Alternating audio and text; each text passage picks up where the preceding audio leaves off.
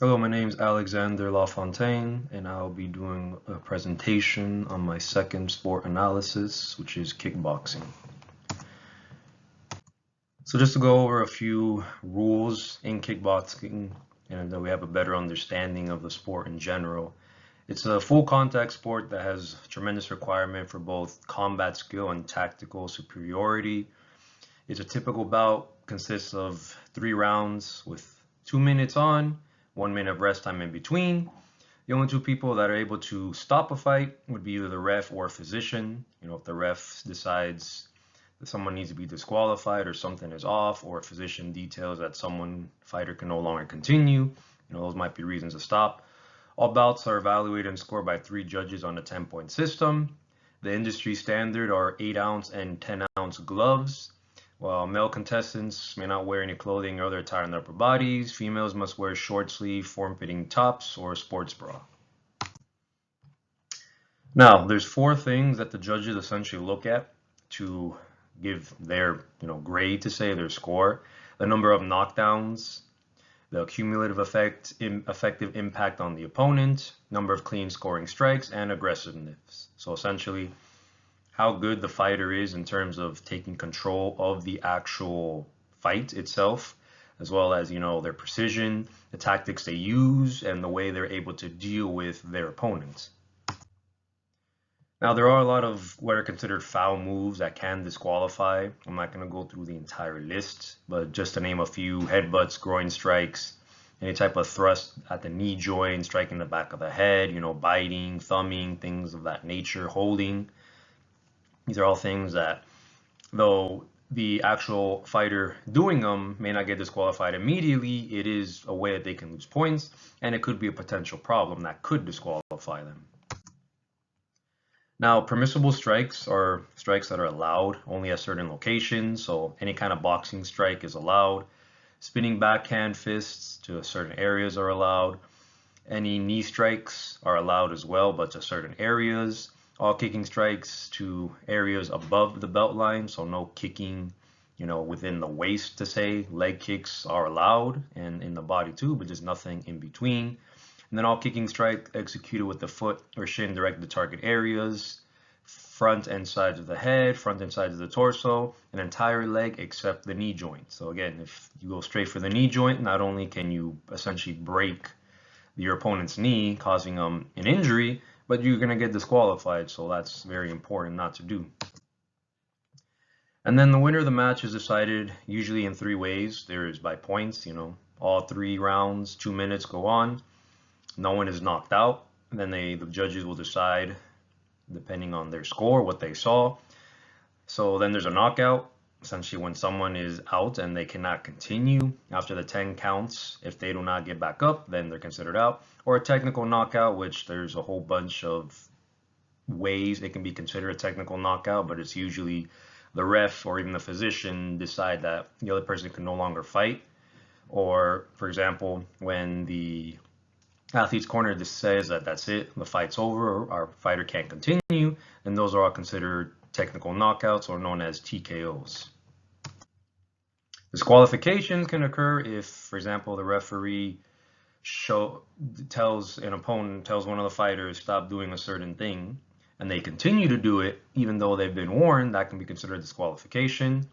Or if the corner enters the ring during the bout or even touches one of the fighters during the contest, other than a rest period. So the rules are very strict, but given the fact that it's fighting, an altercation between 2 people, it's very important that rules are there and that they're implemented and that they're followed, because this is a very dangerous sport in itself. Now we're going to look at the physical demands. Studies have showed that when it comes to kickboxing, there are 2 things called HIAs, high intensity actions, what we'll talk about here, and on the next slide, LIAs are low intensity actions. High intensity actions account for around 40% of the movements, and they include punching, kicking, clinching. Essentially, every time there is an actual engagement between the 2 fighters, that would be considered a high intensity action, because there's a lot of movement, speed, and power within that short period of time. Average total time spent between or in this actual HIA is around 50 to 55 seconds per round. Average number of instances is between 25 to 27 actual things of engagement. And then the average time between each high intensity action is around 3.4 seconds. So you have an altercation, then you stop around 3 to 4 seconds later, it happens again. Now looking at the low intensity actions, it accounts for around 60% of the movements. So this essentially is lateral movements and footwork. You engage, you and the opponent engage, then you break off, then you move around. That movement would be considered the low intensity action. Average total time spent is between 65 seconds to 56. The reason I have it set where it's from higher to lower is within the first round, you're looking around 65 seconds. By the last round, it's a lot slower time. There's a lot more engagement going on. And then the instances is 29 for the first round and 27 for the last round. Again, there's a lot less likelihood that the walking around, gauging your opponent and things of that nature are going to happen at the end versus in the very beginning. And then looking at a few metabolic demands, studies have showed that average heart rate is always around 90% of their HR max, anywhere between 85 to 90%. That's where the athlete or the fighter is going to be throughout the fight. Average blood lactate level is anywhere between 9 to 10 millimoles per liter. Essentially, there's a lot of lactate because this sport is very glycolytic fueled. That fatigue, and we'll see a little later on, fatigue is a huge thing that can become a problem for the fighter. So having a higher lactate threshold as well as the tolerance to the fatigue is very crucial.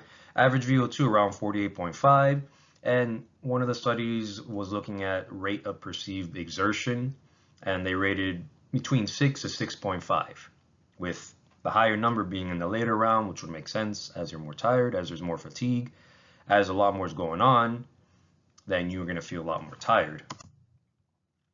And then looking at another other features, other variables with HR, they were looking at what's considered low intensity is under 70% of the HR max, moderate 70, 85, and then high intensity is anywhere that's higher than 85. And we're looking in the first round, as you can see, for low, first round, 20% of the fight was in the low, 30% in the moderate, high in the 50. Then for round 2 was 10, 20, 70. Then by round 3, 5, 20, 75. What does that mean? That means that in the very beginning of the fight, there are some high intensity times, there are some times where there are engagement, but it's an even balance between revving it up to say versus at the end, only 5% is in a low intensity zone, meaning two things. A, there's a lot more altercations, there's a lot more engagement, a lot more high intensity actions, but it's also fatigue has set in. These matches by the third round, it's already been 6 minutes with just go nonstop. So there's going to be high levels of fatigue. There's going to be high levels of having to breathe in, get oxygen, glucose, everything happening, that their heart rate is already so high that there's not enough time to bring it down to normal. So they're going to be in a much higher area, much higher zone. Then we look at the bioenergetics. Again, this is a very glycolytic type sport where it's very, very important and crucial to be able to repeatedly perform these instances, again 3.4 seconds. So there's a lot of repeated action of go stop, then go stop, go stop.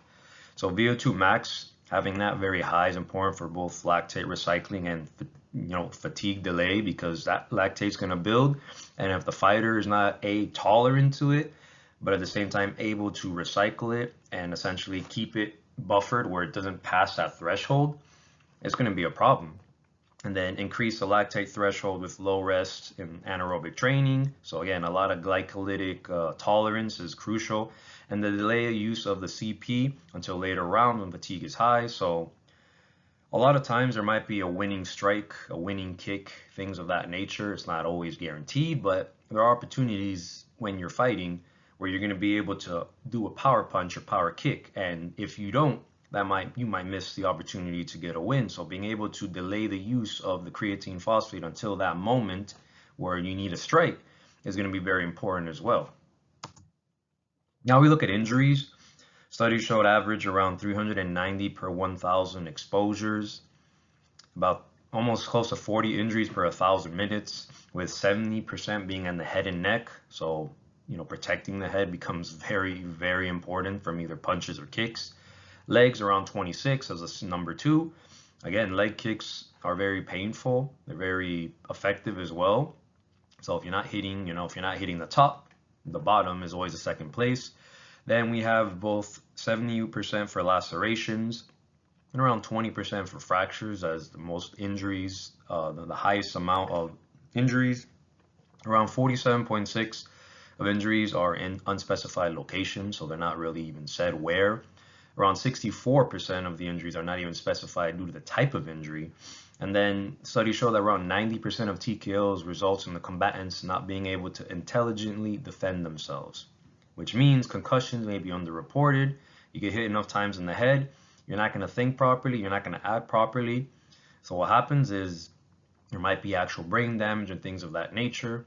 And since they're underreported, that could become an issue.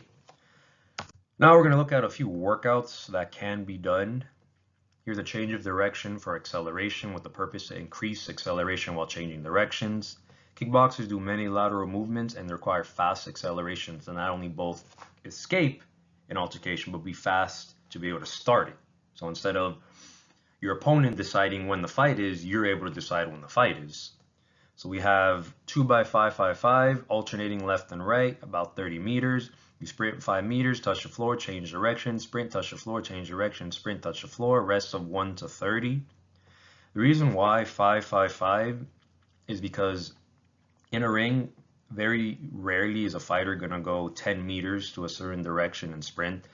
They're going to probably go 5, then turn, then 5, then turn, then 5. But the fact that there's a lot of quick necessity for quick acceleration, shortening the distance is going to be very helpful in being able to get that quick acceleration and deceleration. For the next one, we have 2 of the L drills, alternating left and right. So they sprint 5, change direction, sprint 5, change direction, sprint 5, change direction 90 around the cone, then change direction again after 5, and then change direction 90 around the cone as well with the same 1 to 30 break. And we have change of direction for conditioning. We decrease the rest, enhance change of direction, acceleration, and deceleration. Kickboxers do multiple short change direction movements in a small window of time, from lateral movements to forward and back. So we have alternating left and right 4, and now we have the 5x10x5. Shorter break of 1 to 15 but more actual reps, with the idea that they're going to keep going. So increasing it to 10 meters is fine, as we're not working on how fast they're going versus the ability to tolerate the fatigue and keep going. And then we have 3x5-5-5-5 lateral shuffle. So we go lateral shuffle 5 one way, then the other way, then the other way, then the other way. And then we have a longer break of 1 to 25. It could drop to 1 to 15, 1 to 20, depending, but that's what we got for now. We'll see, try 1 to 25. If in the beginning, if the athlete can handle better, then we drop it. Then we have glycolytic output. Again, glycolysis is huge in kickboxing. So the purpose, increase the power and speed production from the glycolytic system. Kickboxers spend most of the fight in glycolysis and need to be able to produce both speed and power at any moment. So all we have is 6x120 meter sprints. They sprint 120 meter at max effort with a rest of 1 to 10. And then glycolytic tolerance. Purpose, increase fatigue and lactate tolerance.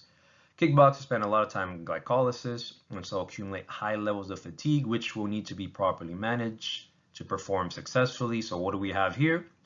Just simple sprints, 6x150 meters.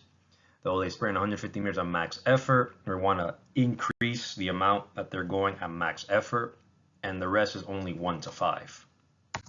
So a few key takeaways. Improving VO2 max is important. Improving that lactate threshold is also important, as well as being able to recycle the lactate. Improve repeated speed and power. There's a lot of go and come back, go and come back, go and come back. So it's very important. Decrease overall recovery time between exercises, as they don't have a lot of recovery during a fight. So being able to get them accustomed to just keep going even when, they're tired is going to be important. Lengthen max velocity by sustaining max output. So again, lengthening how much they need to keep going. That speed endurance can be very helpful. And another thing too, familiarize the body sustaining blows and conditioning bones. So studies have shown, and martial artists in general around the world have always conditioned their shins, hitting things of that nature. Studies do show that there is an improvement with those repeated, if not done too excessively, of course, with those repeated movements of, conditioning the bones, things like of that nature, conditioning the joints, getting them used to not only getting hit to some degree, but also hitting so that there's a lot more familiarity. Plus, the pain that may be felt shin to shin is too much for some people, but if there's conditioning that's happened, it's more tolerable.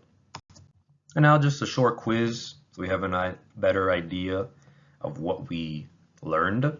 So what ounce gloves are considered standard? Remember, we have two. How long do the rounds typically last? And how long of a break is there in between the rounds? How many rounds are there in total? What are the three ways that a bout can be considered complete? Essentially, what are the ways that once the fight's over, there's three specific words, specific terms used for that?